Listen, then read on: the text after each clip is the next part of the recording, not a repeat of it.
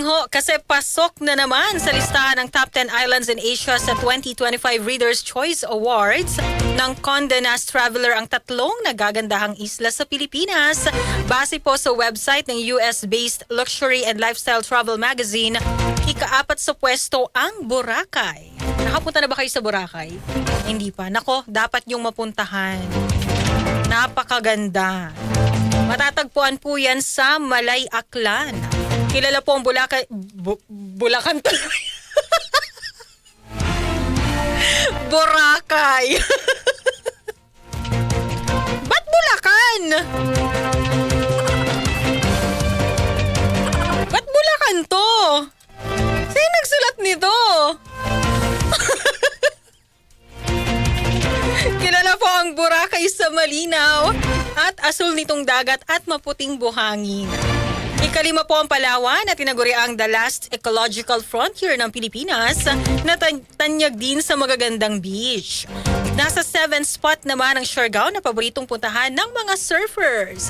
Surfers capital daw. Yan ba? O yung La Union? Ang dami rin kasing surf dun eh. Grabe no, ang galing. Samantala, eto po yung iba pang mga pasok doon sa top 10 islands in Asia. Eto.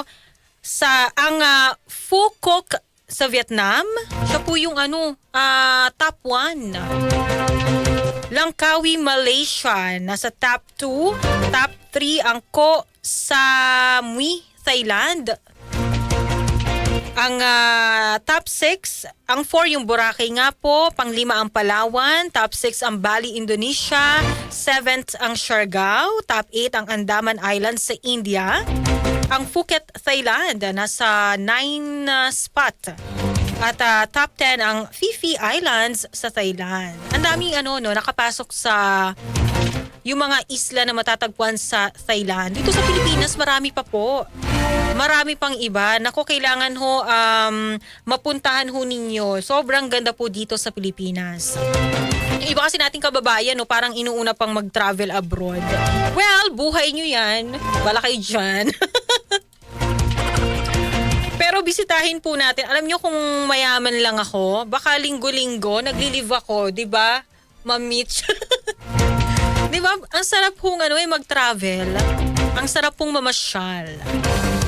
Mas maganda po kung mauuna po nating malibot ang Pilipinas. Samantala, eto naman para sa ating showbiz balita. Showbiz balita na tayo ha.